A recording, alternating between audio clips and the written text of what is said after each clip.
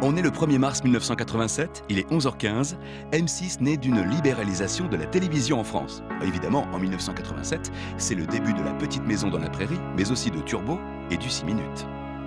Dès le départ, pour résister aux aléas du marché publicitaire, le groupe estime qu'il vaut mieux avoir deux jambes. En clair, optimiser à la fois le temps d'antenne et le temps de publicité disponible. C'est pour ça qu'apparaît M6 Boutique sur les antennes de M6 dès 1988.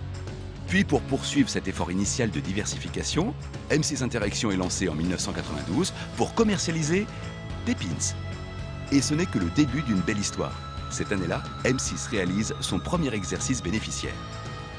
Les évolutions technologiques, et en particulier le déploiement du câble et du satellite, entraînent le groupe dans un élargissement de son portefeuille de chaînes. Si 1993 correspond au lancement de Capital et de Zone Interdite, c'est aussi l'occasion du lancement de Série Club. Puis M6 prend en 1996 des participations dans Paris Première et dans Téva et lance en 1997 Fun TV. Aboutissement de cette stratégie de diversification dans le CapSat, le groupe prend pied dans la distribution en participant au lancement de TPS en 1997. M6 Music vient l'année suivante enrichir le portefeuille du groupe en étant elle-même distribuée par TPS. Le groupe poursuit alors son intégration verticale et sa politique de diversification. En 1999, c'est l'acquisition du Club des Girondins qui s'inscrit dans une logique de mise en perspective d'acquisition de droits sportifs qui aboutira quelques années plus tard à la diffusion de la Coupe du Monde sur les antennes de M6.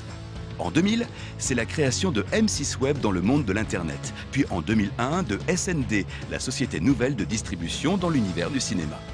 2001, c'est évidemment l'année de Love Story et du succès incroyable de cette première expérience de télé-réalité en France. Le groupe grandit et après avoir développé avec succès ses productions, agence de presse dans les années 90 pour appuyer le développement des magazines d'info, il souhaite aller plus loin dans la maîtrise de la production, en particulier dans la production de flux, en créant en 2003 Studio 89.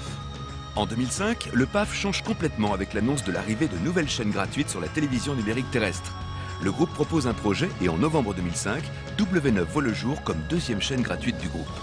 Mais face à l'émergence de la TNT gratuite, le groupe décide d'arrêter la distribution de chaînes payantes, ce qui aboutira en 2007 à la revente de la participation de M6 dans TPS.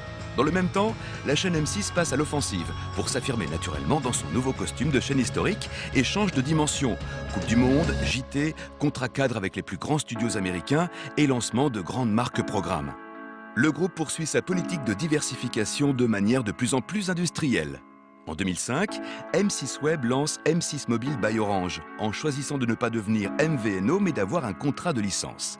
Succès immédiat qui voit aujourd'hui 2,5 millions d'abonnés à l'offre M6.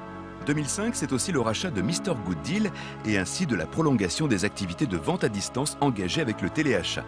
Viendra en 2010 le rachat de monalbumphoto.fr qui complète la recherche de poches de croissance fortes dans des secteurs nouveaux. Enfin, le groupe poursuit sa politique de développement dans le domaine du numérique. C'est en 2008 que le groupe acquiert les sites de Serialis, Clubic, Acheter Facile, Jeuxvideo.fr, apportant contenu et audience sur Internet et surtout, M6 est la première chaîne française à lancer un site de catch-up TV, M6 Replay. La télévision devient délinéarisée en accédant à de nouveaux supports et en offrant la possibilité pour chacun d'obtenir des contenus enrichis. En 2012, le lancement d'un complément d'offres TNT sur les multiplex HD permet au groupe d'acquérir une troisième fréquence sur la TNT. Et le 12 décembre est lancé Sister, troisième chaîne gratuite du groupe M6.